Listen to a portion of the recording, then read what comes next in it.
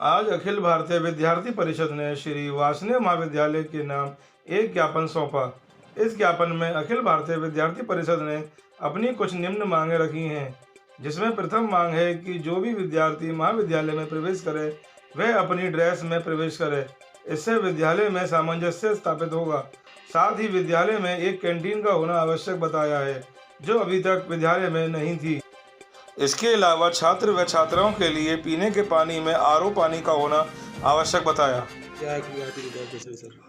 आज अखिल भारतीय विद्यार्थी परिषद के महाविद्यालय के यूनिट के छात्र छात्राओं ने एक विज्ञापन सौंपा और विज्ञापन के जो बिंदु हैं उसको देखकर मुझे बहुत अच्छा लगा, क्योंकि विज्ञापन में वही उसी बिंदुओं को उद्घाटित अधिकतर बच्चों ने किया है जो महाविद्यालय प्रशासन स्वयं चाहता है।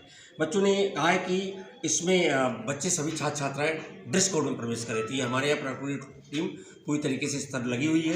एक्चुअली अभी एडमिशन्स हो रहे हैं, तो कुछ छात्र छात्राएँ बिना ड्रेस कोड के आ जाती हैं जिनको एडमिशन लेना है, अन्यथा मैं इस ड्रेस कोड को पूरी तरीके से लागू मैंने किया है।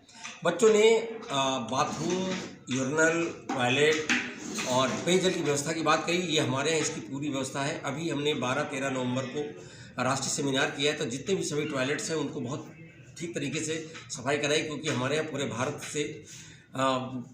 के प्रदेशों से शोधार्थी, शिक्षक, इतिहासविद आए थे, तो उनके लिए हम लोगों ने पूरा साफ सफाई करा दिया है। अगर कुछ ऐसी भी चीज़ कुछ मिल जाती है तो पुनः उसमें अपनी पूरी जो हमारे यहाँ जो सफाई करनी है उनकी टीम को हम लगाते हैं।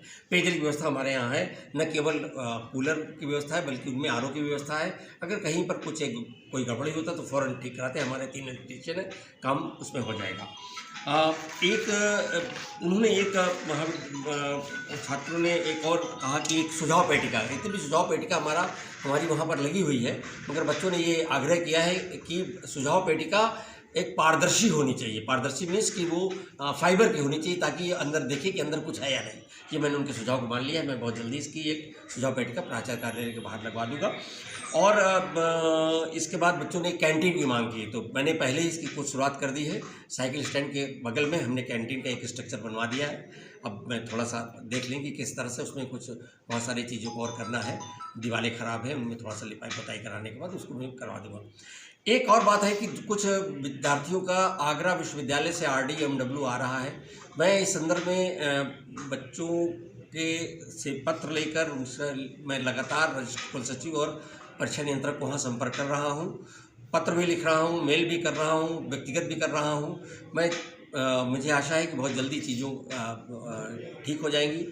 इस समय एक्चुअली राजा महेंद्र प्रताप और आगरा विश्वविद्यालय 2 प्रकार की परीक्षाओं का संदर्भ चल रहा है इस समय, तो थोड़ा सा शिक्षक दोनों तरफ व्यस्त हैं। परीक्षाएं हमें बच्चों को भी करानी है।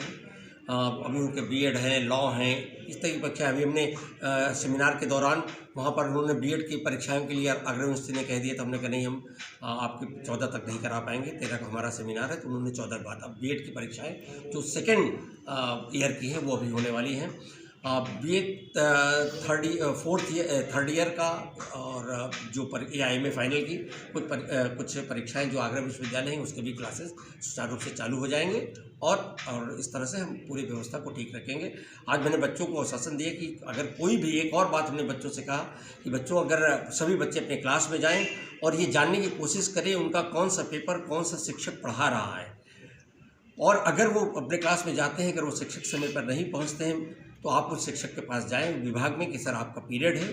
अगर इसके बाद भी वहाँ पर ये देखें कहीं वो छुट्टी पे तो नहीं है, अगर छुट्टी पे है तो वैसे हमें सूचित करें, या अगर कोई शिक्षक उसके बाद भी नहीं जा रहा है तो उसकी सूचना हमें दें, ताकि हम अपने महाविद्यालय में पढ़ाई को सुचारू रूप से कर सकें। प्रैक्टिकल स्टार्ट है जी। मुस्लिम यूनिवर्सिटी में अभी जो प्रकरण देखने को मिला है, जिसमें एक विद्यार्थी अपने किसी मित्र के साथ जो गोलियों की बौछार करता हुआ वहाँ से निकला था, उसको देखते हुए आपने श्री वासने महाविद्यालय के अंदर क्या सुझाव ऐसा रखा है प्रॉक्टर टीम के आगे या किसी भी संदेश वाहक के आगे कि इस तरीके की घटना किसी और विद्यालय में या अपनी विद्यालय में ना हो? इसको लेके आपने क्या सुझाव इसमें मतलब तैयार करे हैं? देखिए, ऐसा है कि हमारे यहाँ की प्रॉक्टोरियल टीम, अगर आप खुद भी जब आपने प्रवेश किया होगा तो प्रॉक्टोरियल टीम के साथ चीफ प्रॉक्टर के साथ वहीं पर बैठे रहते हैं। हमने कल से महाविद्यालय परिसर में चाहे वो शिक्षक हो चाहे छात्र हो, सबके 2 पहिया वाहनों पर रोक लगा दी है। साइकिल स्टैंड है, साइकिल स्टैंड को मैंने पूरा रेनोवेट करा दिया है। पहले वहाँ पर बंदर अंदर आ जाते थे, मैंने वहाँ पर इतनी जालियाँ लगवा दी कि बंदर को छोड़िए चिड़िया कबूतर भी नहीं आ पाते, तो सब वहाँ सुरक्षित है, वहाँ मैंने कर दिया है। हमारे यहाँ बहुत, अगर निश्चित रूप से ऐसा कोई बच्चा बाहर का ही होगा, अगर होगा तो ऐसा कोई हमारे ऐसी कोई वारदात नहीं कि बच्चे सीधे से फर्राटे से चले जाए। हमारे प्राइमरी बोर्ड लगातार सक्रिय रहती है, गेट पे बैठे रहते हैं, जिनके क्लास है क्लास में जाते हैं, नहीं तो वो लगातार राउंड पे रहते हैं। मैं खुद भी राउंड पे रहता हूँ, मुझे भी अगर कोई ऐसा बच्चा रहता है जो एक दूसरे के गले में हाथ भी डाला रहा तो मैंने उसको फ़ौरन रोकता हूँ। चीज़ें व्यवस्था बनाई जा रही हैं। वार्षणेय कॉलेज अपने अनुशासन के लिए, अपने शिक्षण के लिए प्रसिद्ध रहा है। अभी वहाँ पर जो हमारी जो बहुत पूरे भारत से लोग आए थे हमारे सेमिनार, राष्ट्रीय सेमिनार में, सब ने यहाँ की व्यवस्था की, यहाँ की शैक्षिक संदर्भ की काफ़ी प्रशंसा की है। इसका भी मुझे बहुत ही गर्व है और अलीगढ़ के लोगों को भी गर्व है कि वो लोग इस महाविद्यालय में एक विशेषता बनाए रखने की हमारा पूरा सहयोग देते हैं। Thank you.